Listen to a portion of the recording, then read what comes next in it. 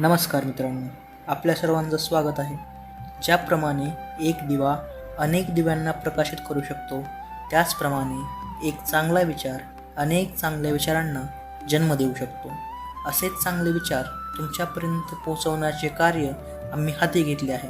आपली साथ आणि प्रतिसाद आमच्यासोबत असू द्या आणि असे चांगले विचार ऐकण्यासाठी व्हिडिओला शेअर व चॅनलला सबस्क्राईब करायला विसरू नका.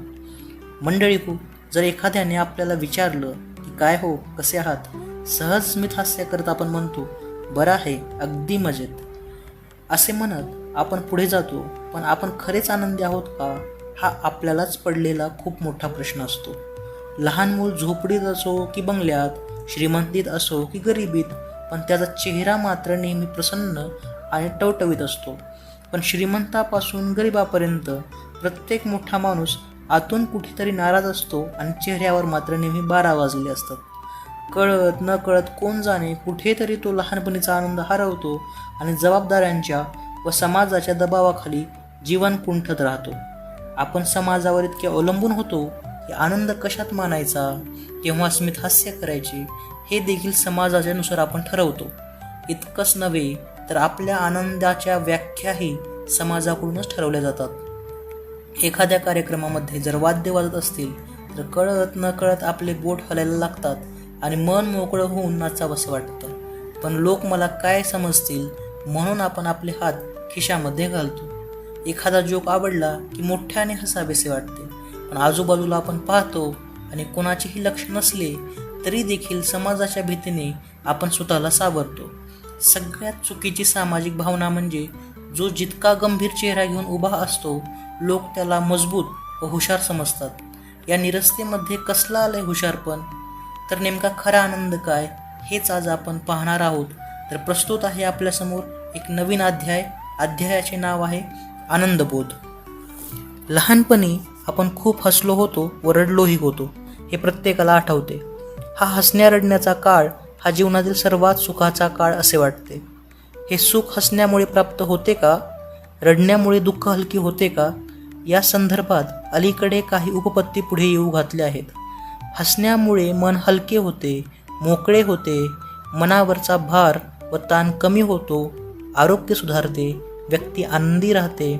अनिवार्य दुःखाच्या दडपणाखाली जिला बधिरता प्राप्त झाली आहे अशी व्यक्ती ढसढसून रडली तर तिचे बरेच दुःख वाहून जाते. हसणे व रडणे या दोन्ही स्वाभाविक क्रिया भावनिक आरोग्याशी संबंधित आहेत. त्यात एक प्रकारचा सरळपणा असतो, मोकळेपणा असतो, निर्मळपणा असतो. कधीच न हसता अवघडलेल्या अवस्थेत गांभीर्य या नावाचा भाव जे उपसतात ते आतून पोखरले जातात आणि वरून कोमेजून जातात. हसण्याचे तत्त्वज्ञान स्वीकारणारे काही जण ठरवून व मोकळेपणाने गातात, नाचतात, हसतात.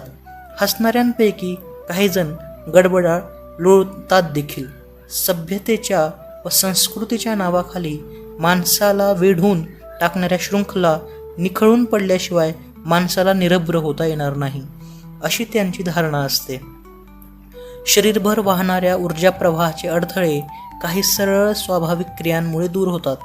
या बाबतीत रजनीशांनी निर्भयतेने व निर्लसतेने खूप काही सांगितले आहे. पण बऱ्याच माणसांना हसणे जमत नाही, काहींना ते रुचत नाही, काहींना तर ते निलाजरे पण वाटते. आपण पोक्त, प्रौढ, विचारी, जबाबदार आहोत हे भासवण्यासाठी काही माणसे उगाच केविलवाणी होतात. त्याचा त्यांनाही त्रास होतो. हे मान्य केले तर आपले हसी होईल या कल्पनेने ती तशीच राहतात. ॲरिस्टॉटल याने आपल्या नाट्यमीमांसेत शोकरसाला बरेच महत्त्व दिले आहे. दुःखाचा निचरा व मनाचे शुद्धीकरण करण्याचे बळ शोकपर्यवसायी नाटकात असते असे तो मानत असे. आनंद आणि शोक यांच्या अभिव्यक्तीमुळे मने मोकळी होतात, हा विचार तसा जुना आहे.